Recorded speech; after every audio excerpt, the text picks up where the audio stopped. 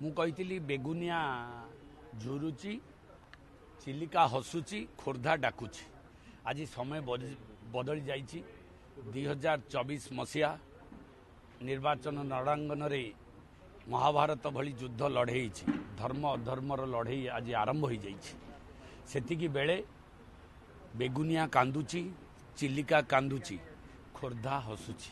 କାରଣ ଖୋର୍ଦ୍ଧା ଯେଉଁ ଡାକୁଥିଲା ପ୍ରଭୁ ଜଗତର ନାଥ ଜଗନ୍ନାଥ ବରୁଣେଇ କରୁଣେଇ, ସେ ପଞ୍ଚ ପାଇକ ଆଜି ଆଣିଦେଇଛନ୍ତି ସେହି କୃତିବାସର ଦାୟଦକୁ ଖୋର୍ଦ୍ଧା ନିର୍ବାଚନ ମଣ୍ଡଳୀର ସେବା କରିବା ପାଇଁ। ଏବଂ ସେତିକି ବେଳେ ଖୋର୍ଦ୍ଧା ନିର୍ବାଚନ ମଣ୍ଡଳୀ ନୁହଁ, ଖୋର୍ଦ୍ଧା ନିର୍ବାଚନ ମଣ୍ଡଳୀ ହେଉଛି ଭୁବନେଶ୍ୱରର ହେଡ଼କ୍ୱାର୍ଟର। ଭୁବନେଶ୍ୱର ହେଉଛି ରାଜ୍ୟର ହେଡ଼କ୍ୱାର୍ଟର। ତେଣୁକୁ ଇଏ ଖୋର୍ଦ୍ଧା ନିର୍ବାଚନ ମଣ୍ଡଳୀ ଏକ ଗୁରୁତ୍ୱପୂର୍ଣ୍ଣ ଅବସ୍ଥାରେ ଆଜି ଠିଆ ହେଇଛି। ତ ଏତିକି ବେଳେ ଏ ପାଇକର ଇତିହାସ ମନେ ପଡ଼ୁଛି ଯେ 200 ବର୍ଷ ତଳେ ଇଂରେଜ ବିରୁଦ୍ଧରେ ଲଢ଼ିଥିବା ଏ ପାଇକ ଇଂରେଜକୁ ହଟେଇବା ପାଇଁ ଆରମ୍ଭ କରିଥିଲା ଏଠି ଯୁଦ୍ଧ।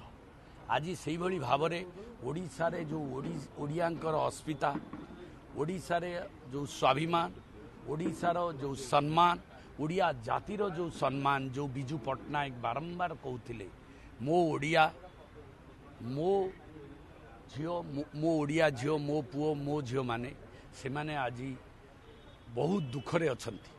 ବିଜୁ ପଟ୍ଟନାୟକର ଦାୟାଦ ହିସାବରେ, ବିଜୁ ପଟ୍ଟନାୟକର ରିଅଲ ଦାୟାଦ ହିସାବରେ ଏବଂ ବିଜୁ ପଟ୍ଟନାୟକର ଯେଉଁ ବିଚାରଧାରା, ବିଜୁ ପଟ୍ଟନାୟକର ଯେଉଁ ତତ୍ତ୍ୱ, ସେ ତତ୍ତ୍ୱ ହେଉଛି ଖାରବେଳର ତତ୍ତ୍ୱ, ସେ ତତ୍ତ୍ୱ ହେଉଛି ବକ୍ସି ଜଗବନ୍ଧୁ ଜୟରାଜଗୁରୁର ତତ୍ତ୍ୱ, ସେ ତତ୍ତ୍ୱ ହେଉଛି ଆଜି ଯଶସ୍ୱୀ ପ୍ରଧାନମନ୍ତ୍ରୀ ମୋଦିଜୀଙ୍କର ତତ୍ତ୍ୱ। ସେ ତତ୍ତ୍ୱକୁ ନେଇ ଖୋର୍ଦ୍ଧା ଆଜି ଆରମ୍ଭ କରିଛି ଏ ମାଟିରୁ ପୁଣି ଥରେ ବିପ୍ଳବ। ବିପ୍ଳବ ହେଉଛି ବ୍ୟବସ୍ଥାର ପରିବର୍ତ୍ତନ ହେବ ଏବଂ ଏକ ବିକଶିତ ଖୋର୍ଦ୍ଧା, ଏକ ବିକଶିତ ଓଡ଼ିଶା ତିଆରି କରିବାର ପରିକଳ୍ପନା ଏ ମାଟିରୁ ଆରମ୍ଭ ହୋଇଛି।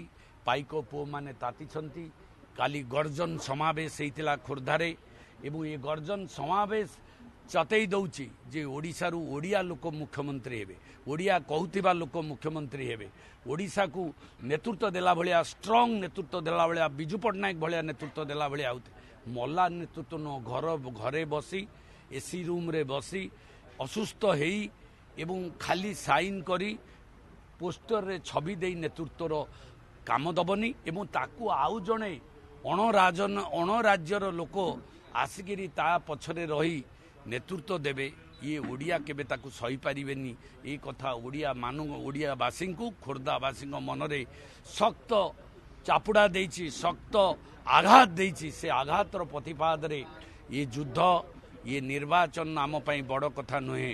ବଡ଼ କଥା ହେଉଛି ଓଡ଼ିଶାରେ ବିଜେପି ସରକାର ଆସିବ, ଡବଲ ଇଞ୍ଜିନ୍ ସରକାର ଆସିବ। ଓଡ଼ିଶାରେ ଓଡ଼ିଆ ଲୋକ ନେତୃତ୍ୱ ନେବେ।